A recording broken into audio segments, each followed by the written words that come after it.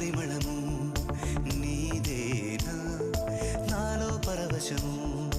నిజమేనా బొండు మల్లి పువ్వు కన్నా